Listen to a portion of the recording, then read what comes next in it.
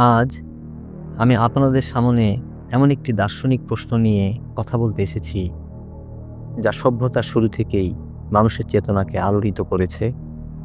সেটি হচ্ছে আত্মার রহস্য। আমরা এই পৃথিবীতে কেন এসেছি? আপনি কখনো কি গভীর রাতে একা বসে ভেবেছেন, আমি কে? আমি কোথা থেকে এসেছি? আমার অস্তিত্বের মানে কি? আমি নিজেও বারবার এই প্রশ্নে আটকে গেছি। বাইরে যতই ব্যস্ততা থাক, অন্তরে এক অজানা টান আমাকে নিজের মধ্যেই নিয়ে যায়।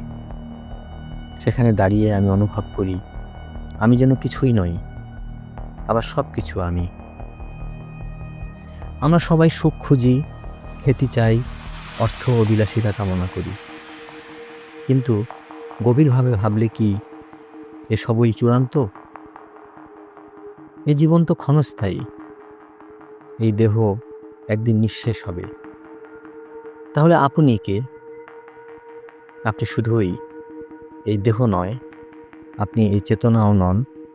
আপনি সেই অদৃশ্য সত্তা যাকে বলা হয় আত্মা। এখন আসুন আত্মা বিষয়টি একটু বিশদভাবে দেখি। আত্মা এক রহস্যময়, অদৃশ্য, অথচ সবচেয়ে সত্যিকারের অস্তিত্ব। দেহের মৃত্যু হয়, কিন্তু আত্মা অমর। ধর্ম, দর্শন, সাহিত্য সব ক্ষেত্রেই আত্মার অস্তিত্বের ইঙ্গিত পাওয়া যায়। পবিত্র কোরআনে বলা হয়েছে, তারা আপনাকে আত্মার বিষয়ে প্রশ্ন করে। আপনি বলুন, আত্মা হলো আমার প্রভুর আদেশের অন্তর্ভুক্ত, আর আপনাদেরকে অতি সামান্য জ্ঞানই দেওয়া হয়েছে। সূরা ইসরা আয়াত 85।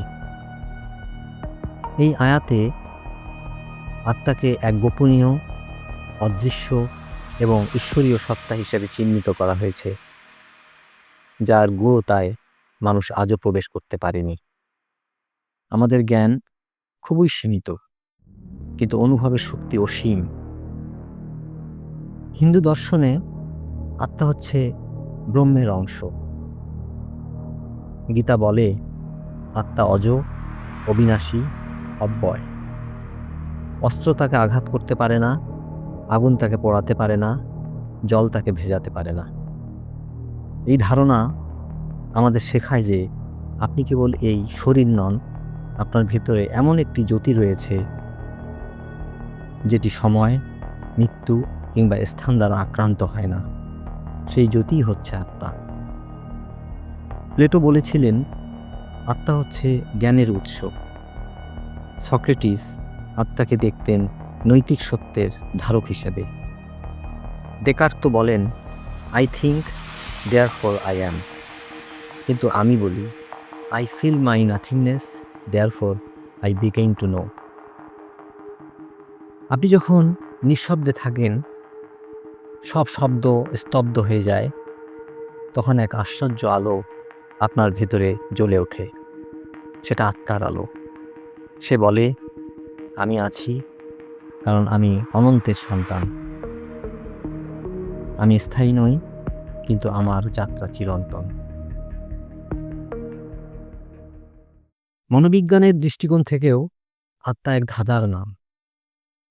ফ্রয়েড, ইয়ং কিংবা ল্যাকা, তারা মানুষকে বিশ্লেষণ করেছেন অবচেতন মন, প্রতীক এবং অন্তর্জগতের মাধ্যমেই। ইয়ং বলতেন, প্রত্যেকের মধ্যে একটি কালেকটিভ আনকনশাস থাকে, যেটি আত্মার বিশ্বজনীন রূপ বহন করে। তাহলে আত্মা কিভাবে কাজ করে? আপনি যখন কাউকে নিঃস্বার্থভাবে ভালোবাসেন, যখন কোনো অপরিচিত মানুষের কষ্টে আপনার চোখে জল আসে, যখন কোনো মহৎ শিল্পকর্মে আত্মবিস্মৃত হন, তখন আত্মা নিজের রূপ দেখায়। আত্মা কোনো বাহ্যিক বস্তু নয়, তা অনুভবের বিষয়। আত্মা সেই আলো যা আপনাকে সত্যের দিকে নিয়ে যায়। রবীন্দ্রনাথ ঠাকুর সোনার তরীতে বলেন, তরী গেছে চলে, গেছে চলে, লুটায়ে দিল পথের ধন, কে নিয়ে গেল, কার বা কলে, কি জানি কোথা করল গমন। এই তরি তো আমাদের জীবন, এই ধন তো আমাদের আত্মা। আর সেই গন্তব্য কোথায়? কোথাও এক শাশ্বত আলো আছে, যে আলো আত্মাকে টেনে নিয়ে যায়। আপনি যদি এই আত্মাকে চিনতে পারেন, তবে আপনি নিজেকেই চিনবেন। আত্মা যেন এক হীরকখণ্ড, মাটি দিয়ে ঢাকা, কালের ধুলোয় ঢাকা। সাধনার মাধ্যমে আপনি তা খুঁজে পাবেন। আত্মা সেই সত্তা যে আপনাকে বলবে, তুমি দেহ নও, তুমি সত্তা, তুমি সময়ের কৃতদাস নও, তুমি অনন্তের অঙ্গ। এই আত্মা আপনার ভিতরেই আছে, সে নিঃশব্দে ডাকে, তুমি আমাকে জানো, তোমার সত্য আমি। আত্মার এই যাত্রা সহজ নয়। এটি এক অন্তর্জগতে প্রবেশ, যেখানে শব্দ নেই, শব্দের চেয়েও গভীর প্রতিধ্বনি আছে। আপনি যদি এই যাত্রায় পা রাখেন, তবে আপনি কেবল আত্মাকে চিনবেন না, আপনি আপনার সৃষ্টিকর্তাকেও চিনবেন। আত্মার উৎস তো সেই এক ও অদ্বিতীয় সত্তা, যিনি অদৃশ্য অথচ সর্বব্যাপ্ত। শেষে বলি, যিনি আত্মাকে উপলব্ধি করেন, তিনি সৃষ্টিকর্তার স্পর্শ পান। আপনার আত্মা আপনার মধ্যে এক নিঃশব্দ প্রদীপের মতো জ্বলছে। আপনি সেই আলোকে চিনুন, সেই আলোয় নিজেকে দেখুন, তখন আপনি বুঝবেন আপনি এই পৃথিবীতে এসেছেন একটি মিশন নিয়ে, একটি উপলব্ধি নিয়ে। চলুন সেই আত্মার দরজায় কড়া নাড়ি। ধন্যবাদ।